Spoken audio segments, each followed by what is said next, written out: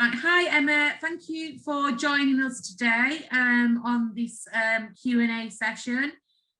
You've joined us today just to tell us a little bit more about yourself and your YouTube channel, which is called Emmy's VIP Life.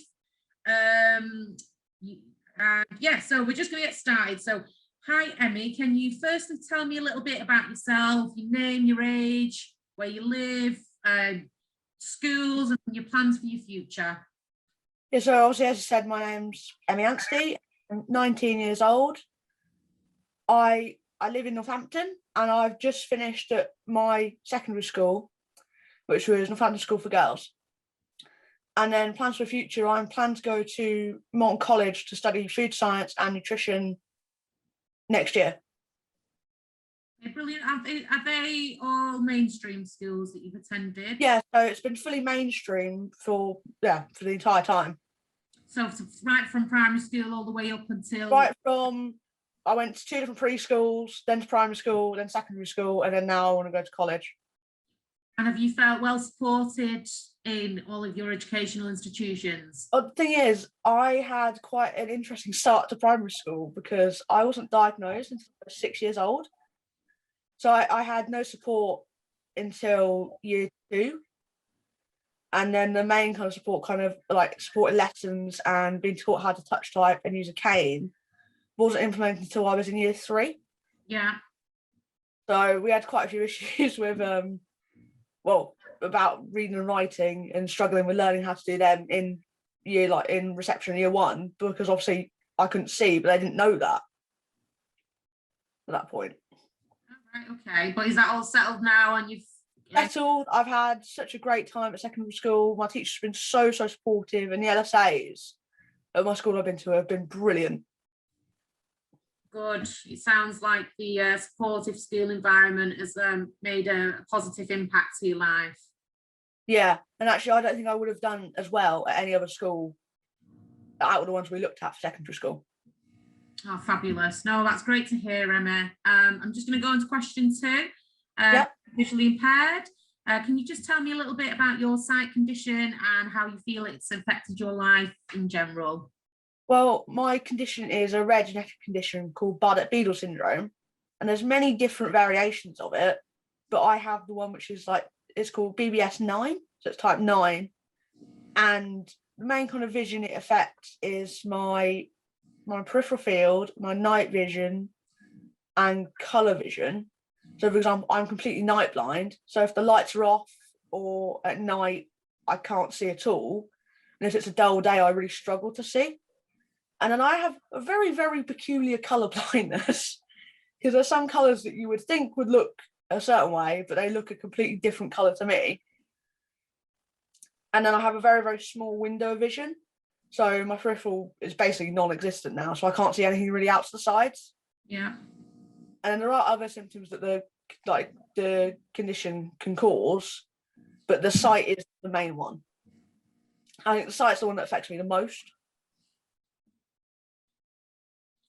Okay, brilliant. I recently stumbled across your YouTube channel after you made a very lovely video about VICTA, telling us about one of the activities that you've attended.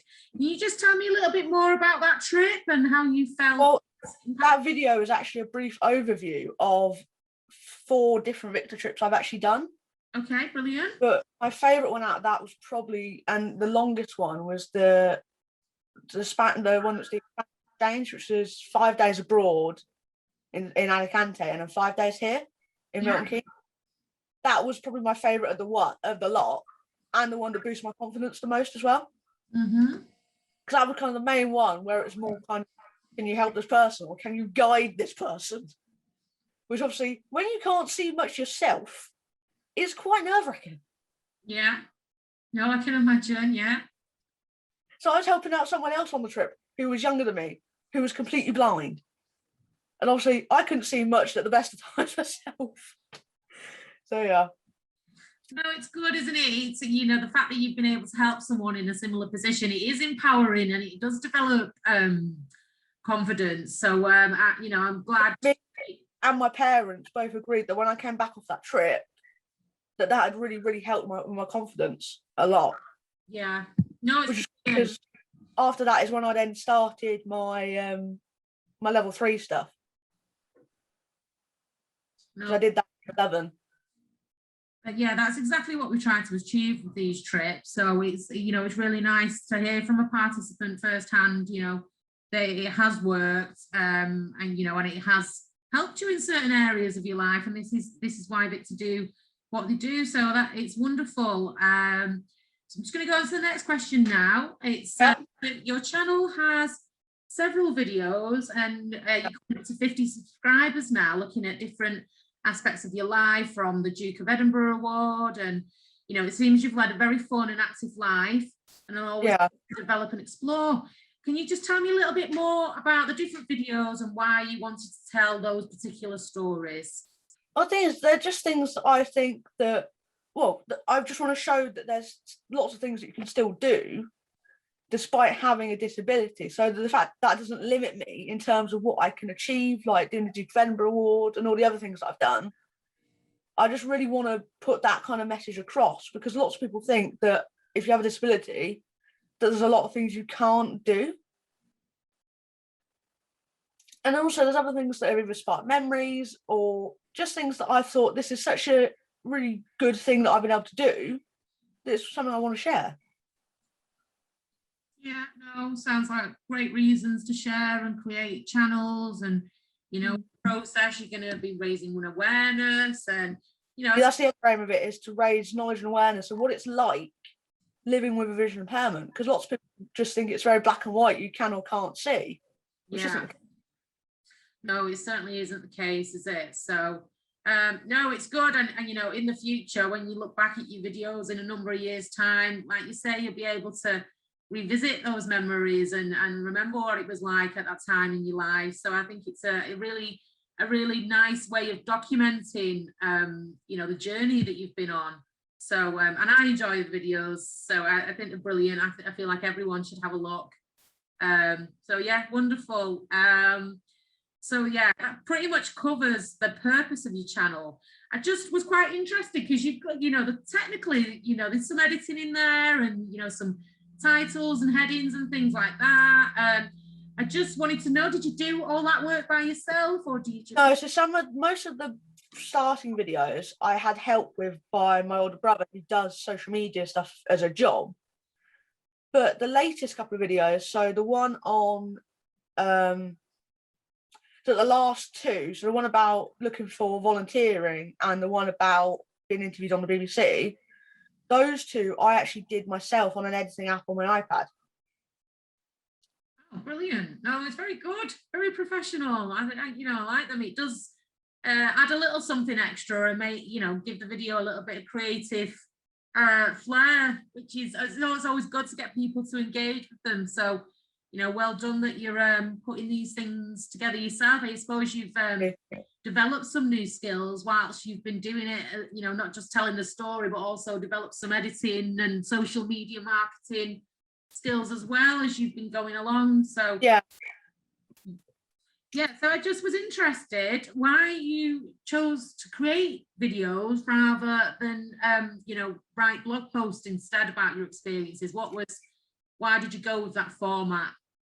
Well, because obviously something more kind of writing based, like a blog or something, would be a lot harder, because obviously I'd have to be able to see it to be able to do it, and it's really hard to try and see stuff on technology sometimes. And also for the kind of type of audience that I'm trying to aim at, who are mainly vision impaired, this will also be a real struggle for those trying to look at it. So just videos, it doesn't matter if you can see or not, because it's very oral, and it's how I normally do things. I do things very orally. Yeah. Yeah, no, I agree. It's a very good way to put a message across and demonstrate whether or not you're sighted or visually impaired. So, brilliant idea.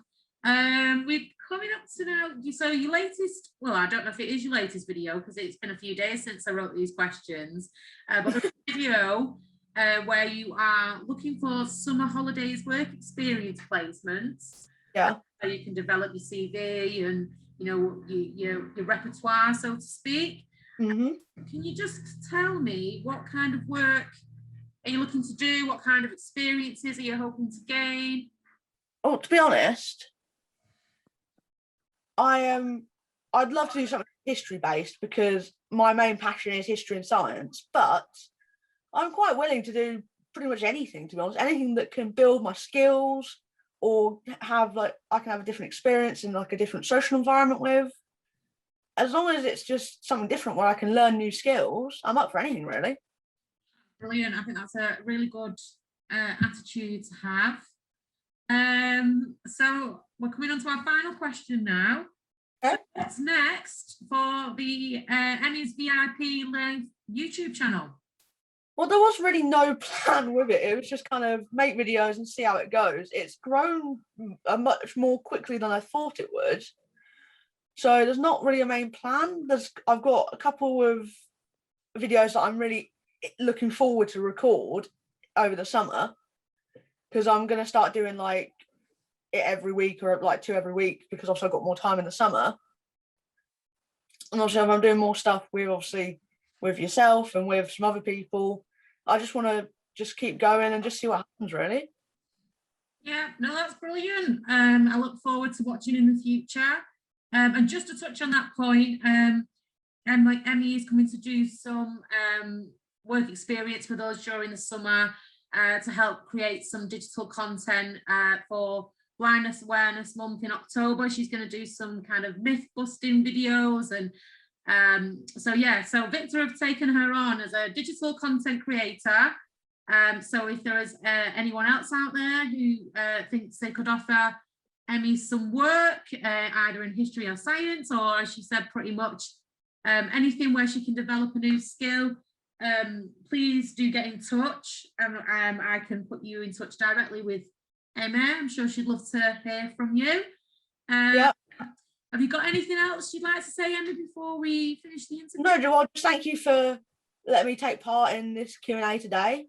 Really, really enjoyed doing it. And hopefully I can do more things like this in the future. Right, no, that's brilliant. And thank you, Emmy, for creating the VICTA video. It was very nice for us all to see in the office, and we do really appreciate you taking the time to do them for us. So yeah, that's that video was more kind of me wanting to share the impact that the really positive impact the charity has had on me through doing those activities. Yeah, no, it's brilliant. It's nice to hear it from the people who come along to our trips. That's what we try to do when we create them and offer them out. So yeah, I'm glad that you got the experience we wanted you to get from it. So no, and hopefully after the pandemic's finished, hopefully I can do a lot more kind of trips like that now that I'm in the older group. Yeah, well, we support up until age 29, and you can go on all the 18 plus type stuff now. So yeah, watch this space. Our activities calendar is starting to fill up. We're very hopeful and positive about face-to-face stuff and trips. And so yeah, so I hope to see you on one of the trips in the future as well. That'd be fabulous. No, I'd love to do another one. Awesome, Emma. Right, that was wonderful. Thank you for joining me today. Thank you. I really appreciate you taking the time. And yeah, that's fabulous.